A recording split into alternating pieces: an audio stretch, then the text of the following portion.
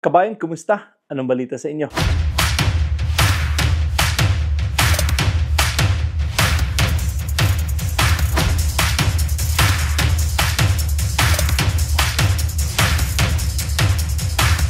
mga nagnais ng trabaho opportunity dito nga sa Canada, sana po itong ating ginagawang bagong video ngayon ay makatulong ulit sa inyo. No? At ito po ay walang placement fee.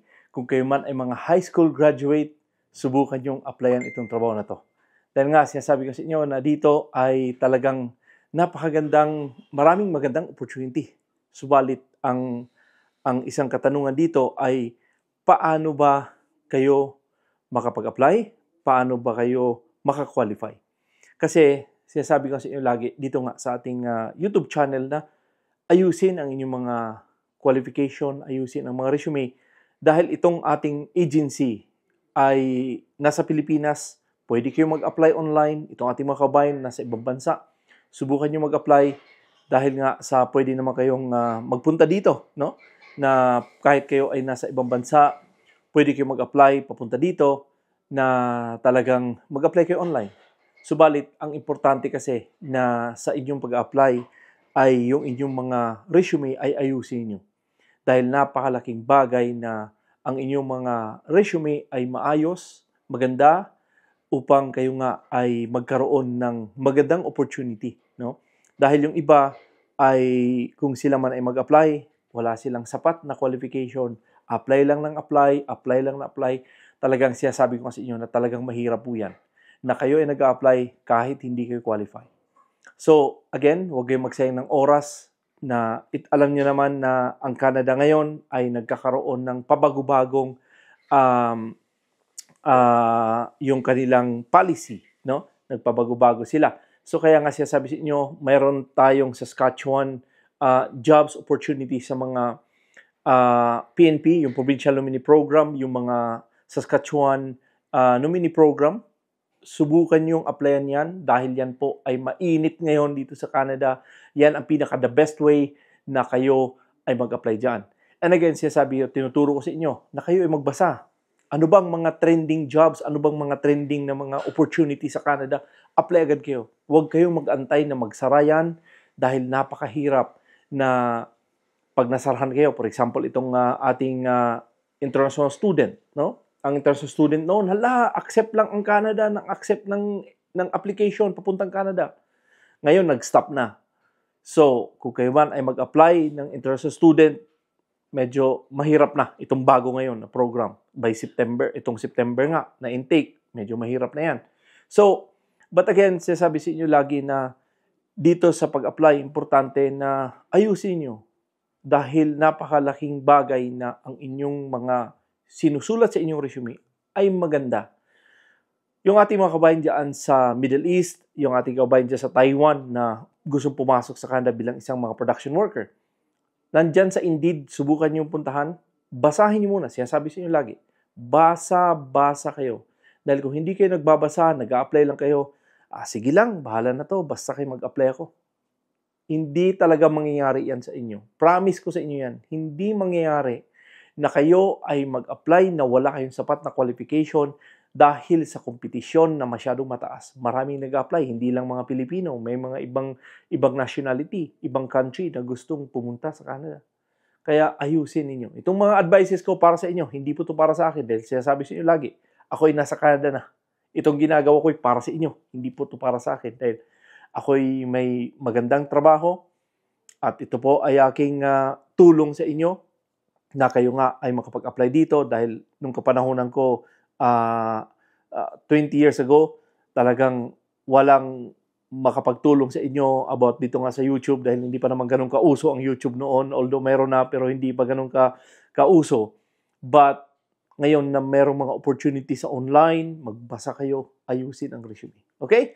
So matayin guys, itong ating pag-usapan ngayon, ito nga ang trabaho opportunity dito nga sa Canada. Ito po ay nasa workabroad.ph at subukan yung puntahan itong workabroad.ph dahil ito po ay nakapost doon. No? And again, tingnan natin itong trabaho na to at kung kayo man i-qualify, mag-apply kayo. Kung hindi mo kayo-qualify, maghanap-hanap tayo para sa inyo. Okay? So halika, tingnan natin. So yun guys, ito po ang website ng workabroad.ph at ito po ay natatagpuan ko doon.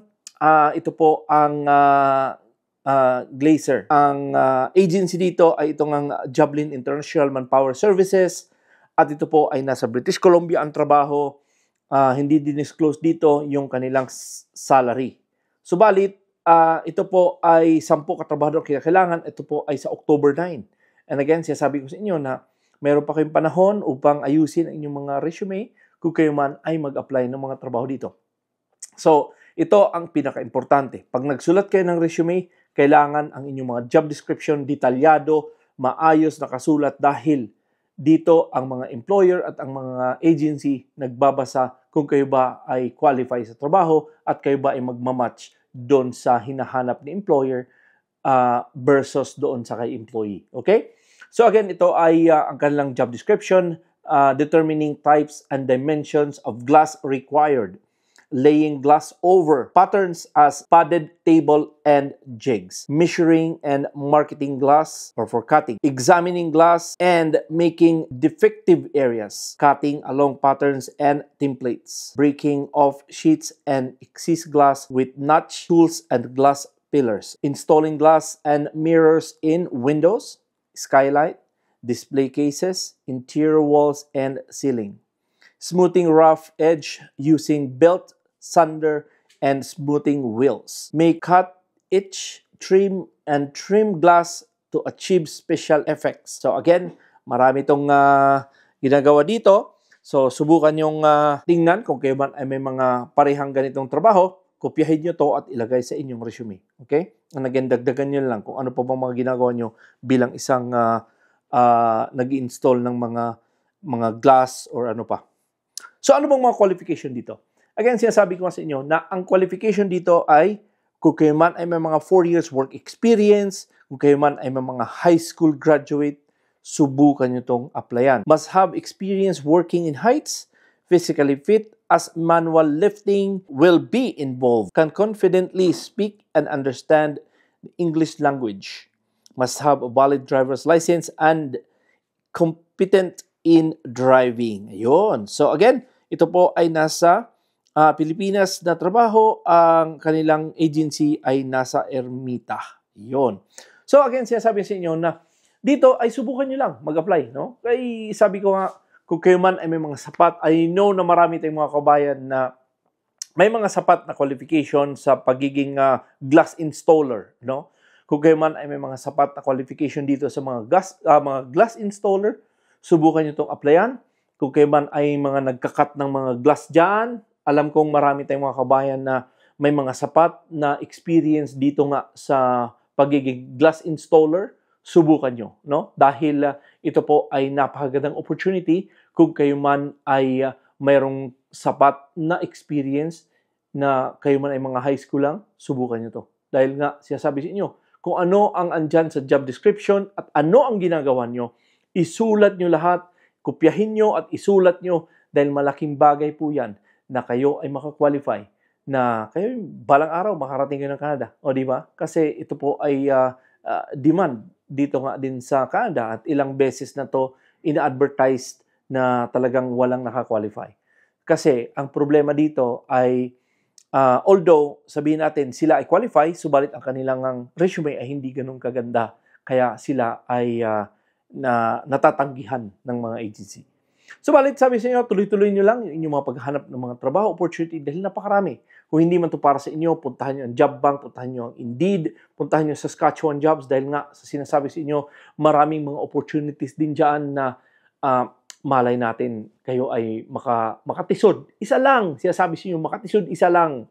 Pag natisod yan, talagang tuloy-tuloy na. At huwag nyo kalimutan magdasal din na sana kayo ay makarating dito, na hingin nyo sa ating Panginoon Diyos na kayo makarating dito, na talagang makaahon din sa kaginhawaan. No? Yung baga. So, tuloy-tuloy nyo lang. Alam ko na marami tayong mga kabayan na na-qualify sa mga trabaho. Alam ko yung ating mga kabayang Filipino na talagang napakasipag, napakasinop pagdating sa trabaho. Subalit, ang problema lang talaga na nakikita ko, yung inyong resume, yan lang ang problema. Okay? So, but again, sana po ay i-take ninyo as advice itong aking mga sinasabi dahil ito po para sa inyo.